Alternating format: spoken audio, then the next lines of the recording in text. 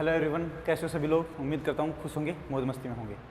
Last class में हम पढ़ रहे थे एमएससी मैथमेटिक्स का टोपोलॉजी वाला टॉपिक, जिसमें हम पढ़ रहे थे नॉर्मल स्पेस एंड T4 से रिलेटेड, T4 स्पेस से related theorems. Normal space and T4 space से रिलेटेड जितने भी थ्योरम्स हैं वो पढ़ रहे थे।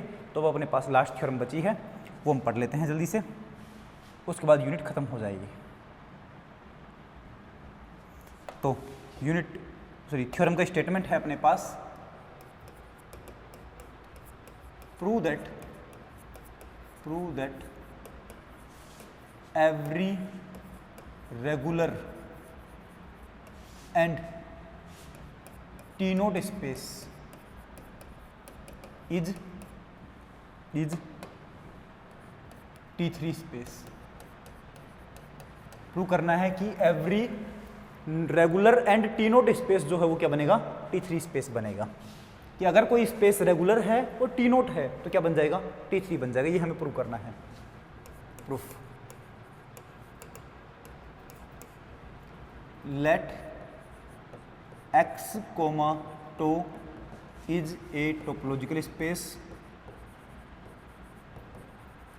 Space and let x, tau is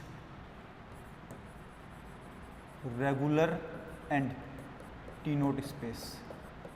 regular है और T नोट स्पेस है। Then we have to prove that x, tau is T3 space. अब T3 का मतलब है that is we have to prove that x, tau is, और T3 का मतलब क्या है, regular plus T1 is regular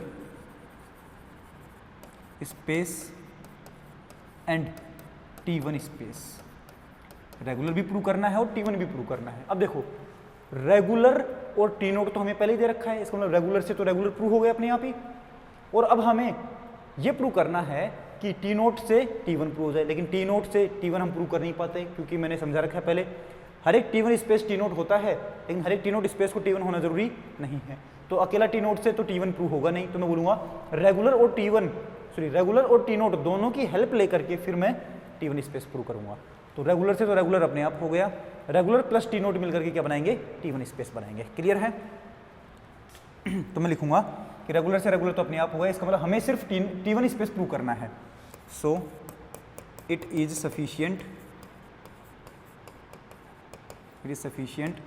to show that x, tau is T1 space. x, tau को सिर्फ T1 स्पेस प्रूव करना है हमें। और T1 स्पेस प्रूव करने के लिए क्या प्रूव करना पड़ता है कि अगर अपने पास x और y दो अलग अलग टाइप के एलिमेंट हैं, मतलब दो अलग अलग एलिमेंट है कैपिटल X के अंदर से, x not equal to y वाला, तो हमारे पास दो ओपन सेट ऐसे मिलने चाहिए G और H। इस प्रकार से मिलने चाहिए कि x एलिमेंट अगर G में है तो x एलिमेंट H में नहीं होगा, y एलिमेंट अगर H में है तो y एलिमेंट G में नहीं होगा। हाँ कि ना? ये हमारे पास क्या है, T1 स्पेस की कंडीशन है। तो इसके लिए क्या करना पड़ेगा, फॉर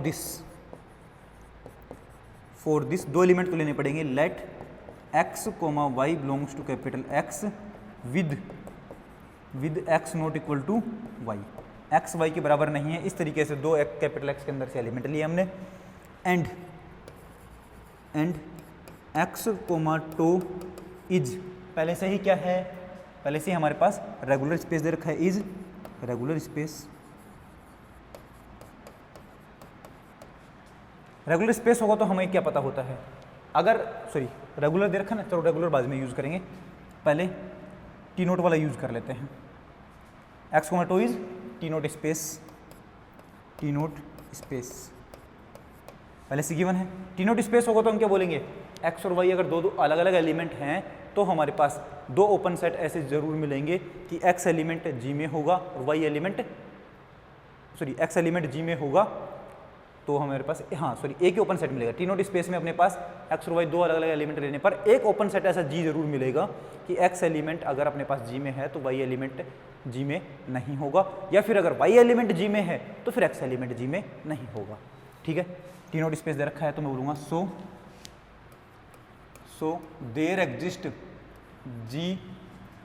एन ओपन इंटरवल या open set, there exist an open subset capital G of capital X such that X element अगर G में होगा तो Y एलिमेंट G में नहीं होगा, Y एलिमेंट G में नहीं होगा। सही है, तो मैं बोलूँगा अगर Y एलिमेंट G में नहीं है तो हम क्या कह सकते हैं, here G is open subset of capital X। तो ये बताओ अगर G ओपन सबसेट है तो X माइनस G कैसा बनेगा, is closed subset of capital X। और किस तरीके से है, X अगर G में है तो X element X minus G में नहीं होगा, एंड X किस में है, G में है, तो X एलिमेंट जो है वो X माइनस G में नहीं होगा, हाँ कि ना। तो मैं कह दूंगा कि x माइनस जी अपने पास एक ऐसा क्लोज सेट है जिसमें x एलिमेंट नहीं आ रहा है, तो मैं बोलूँगा so x belongs to capital X and x minus G is a closed subset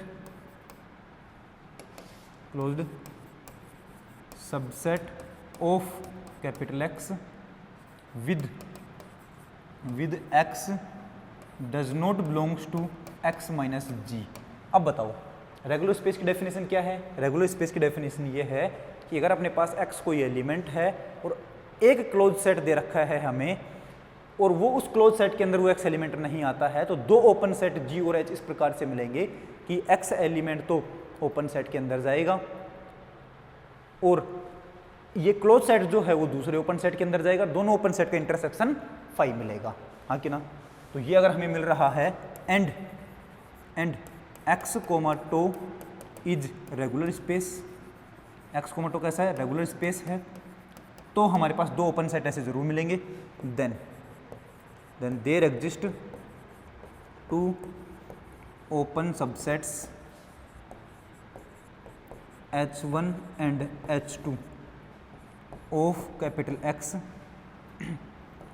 such that x belongs to H1 and close set जो बनेगा x माइनस जी सबसेट होगा H2 का एंड H1 इंटरसेक्शन H2 जो है वो क्या बनेगा, 5 बनेगा, वो क्या बनेगा 5। सही है, हमें कुल मिला के बात ये प्रूव करनी है कि हमें प्रूव करना है कि वो क्या बन जाए, T1 स्पेस बन जाए। T1 स्पेस के लिए दो अलग अलग एलिमेंट हैं तो दो अलग अलग ओपन सेट भी मिलने चाहिए। X element H1 open set में आ जाए तो Y एलिमेंट H1 में नहीं आना चाहिए, Y एलिमेंट अगर H2 में आ गया है तो X एलिमेंट H2 में नहीं आना चाहिए, ये हमें प्रूव करना है। तो देखो X एलिमेंट H1 में आ गया तो हमें ये प्रूव करना है कि X एलिमेंट जो है वो H2 में नहीं होना चाहिए, ठीक है। और फिर प्रूव करेंगे कि Y एलिमेंट जो है वो H2 में है और फिर X एलिमेंट H2 में नहीं होगा, इस तरीके से हमें प्रूव करना है, ठीक है। अब मैं यहाँ से बोलूँगा हमें क्या समझ में आ रहा है कि H1 और H2 का इंटरसेक्शन कैसा है, 5 है, तो अगर X एलिमेंट H1 में आ गया है तो X एलिमेंट H2 में नहीं आएगा, तो मैं बोलूँगा here X belongs to H1 and H1 intersection H2 जो है वो क्या बना है 5, तो मैं क्या लिखूँगा सो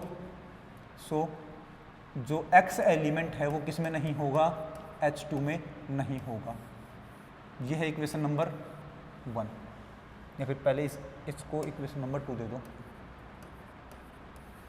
इक्वेशन नंबर 1 तो पीछे कहाँ है, इसको देते हैं इक्वेशन नंबर 1, इसको इक्वेशन नंबर 1 दे दो, इसको इक्वेशन नंबर 2 दे दो, इसको इक्वेशन नंबर 3 दे दो, और ये जो आगे लिखा है इसको इक्वेशन नंबर 4 दे देते हैं।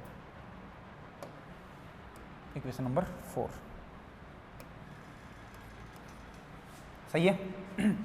तो ये पता लग गया कि x1 अगर अपने पास x अगर h1 में है तो x जो है वो h2 में नहीं है। एंड कौन सी इक्वेशन से? फ्रॉम इक्वेशन नंबर 1 से y अगर g में है अपने पास तो y, ये कैसा कर दिया हमने, x अगर अपने पास g में है और y g में नहीं है, y g में नहीं है तो y किस में होगा? x माइनस g में होगा। तो बोलूंगा from equation number 1, from equation number 1 y does not belongs to g, इसका मतलब क्या है? y belongs to x minus g। And x minus g subset किसका है? x माइनस जी सबसेट है h2 का, इक्वेशन नंबर 3 से सबसेट है h2 का। कहाँ से? From equation number 3, equation number 3। यहाँ से क्या समझ में आया? y अगर यहाँ का एलिमेंट और ये सबसेट है h2 का तो y h2 का ही एलिमेंट होगा, y h2 का एलिमेंट होगा। y अगर h2 का एलिमेंट है एंड h1 इंटरसेक्शन h2 क्या है? फाई है। तो मैं क्या बोलूँगा? y जो है वो h1 का एलिमेंट नहीं होगा, h1 का एलिमेंट नहीं होगा। ये है इक्वेशन नंबर 5 और ये है इक्वेशन नंबर 6। तो इसका मतलब क्या है? So for each x, y belongs to capital X with x not equal to y, then there exist two open subsets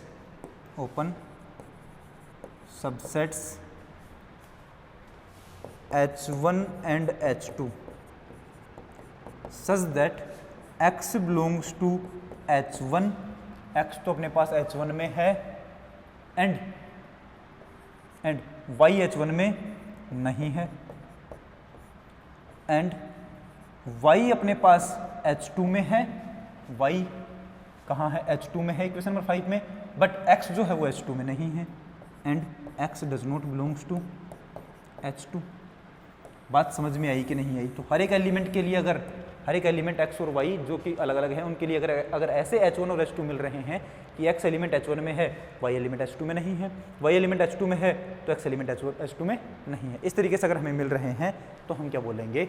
हम ये बोलेंगे कि अपने पास x कोमा टो जो है वो क्या बनेगा? T1 स्पेस, क्योंकि T1 स्पेस की डेफिनेशन यही है। तो मैं लिखूंगा so x comma tau is T1 space, T1 space होगा। And x comma tau regular पहले से ही दे रखा है, is regular space. Regular space तो पहले से है क्योंकि रेगुलर और टी नोट तो पहले ही दे रखा है। Then x comma tau is regular plus T1 मिलकर के क्या बनता है अपने पास? T3 स्पेस बनता है। तो मैं बोलूँगा x comma tau is T3 space, लिख देंगे hence if x comma tau is regular space and T naught space, then x comma tau is T3 space. कैसा बनेगा? T3 स्पेस बनेगा।